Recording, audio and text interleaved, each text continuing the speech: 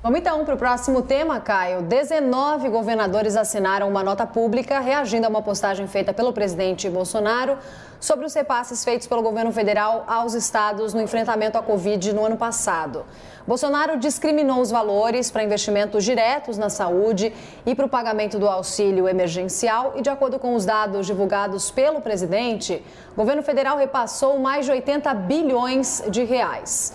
Os governadores declararam que os repasses são obrigação do governo federal, já que boa parte dos impostos federais pertence aos estados e também aos municípios. Caio, como é que você avalia essa reação em cadeia que a gente acompanhou dos governadores? A postagem de Jair Bolsonaro passa qual tipo de mensagem para os estados?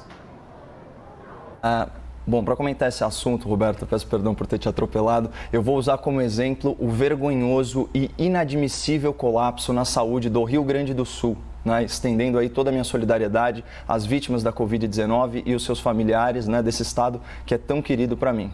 Trago para vocês aqui a manchete da Gaúcha Zero Hora, publicada ontem. Ocupação de UTIs volta a superar 100% e aumenta a fila de espera por leito em Porto Alegre nesse domingo. Diz a reportagem, o número de doentes internados com Covid-19 bateu o recorde da pandemia. Como resultado do esgotamento da rede de saúde, a fila de espera por um leito também se manteve em elevação. 142 pessoas com o vírus em emergências às 3h30 da tarde. Vamos dimensionar a gravidade do problema?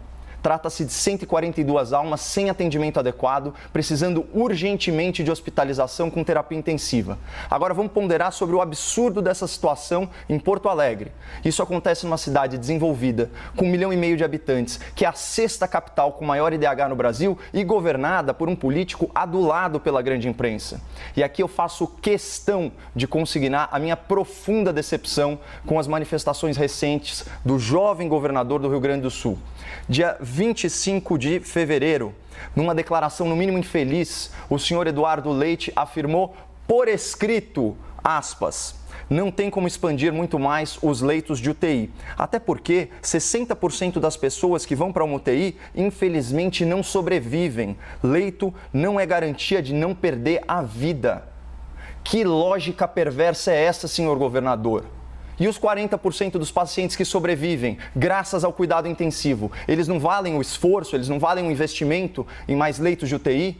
O seu compromisso constitucional não é garantir que as pessoas sobrevivam, é garantir que elas não morram por falta de atendimento adequado.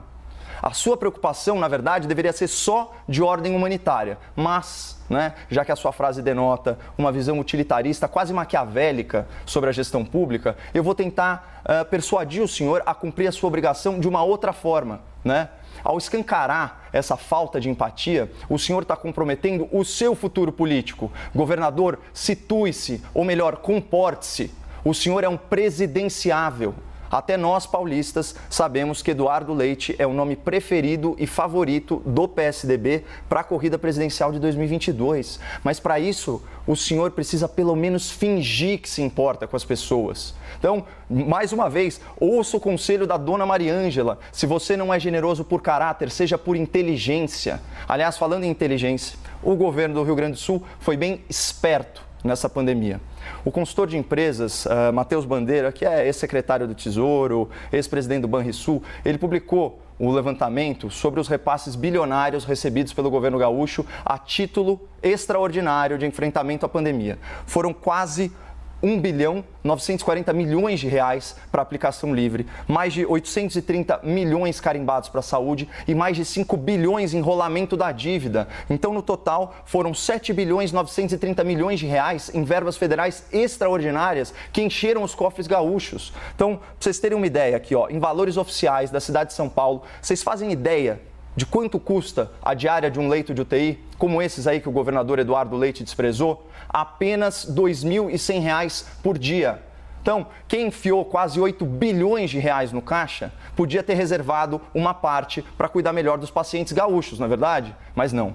o que fez o jovem governador gaúcho, aí com toda a sua jovialidade e esperteza? Ele usou os recursos extraordinários do governo federal para pagar despesas correntes do Estado. Né? E é o que confirma essa outra manchete da Gaúcho Zero Hora, que foi de junho. Dinheiro do Socorro Federal termina horas depois de entrar nos cofres do Estado. Os recursos evaporaram. E sabe o que é mais triste? Né? Olha esses mesmos fatos noticiados pelo jornalismo amestrado, para usar a expressão do nosso colega Políbio Braga.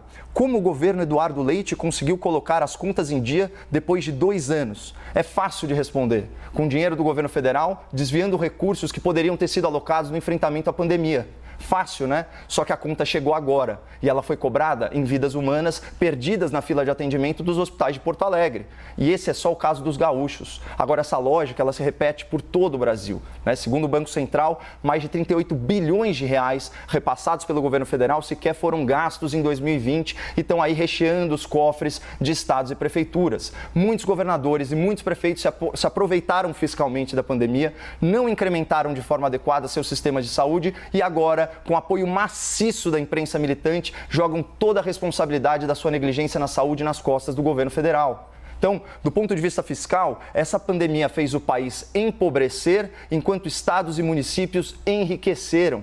Então, se você quiser ser massa de manobra e automaticamente ficar culpando o presidente da República ou o ministro da Saúde pela falta de leitos em hospitais municipais, em hospitais estaduais, fica à vontade, esse daqui é um país livre. Mas saiba que a sua crítica é injusta e reflete apenas uma predileção política, não a realidade contábil dos fatos.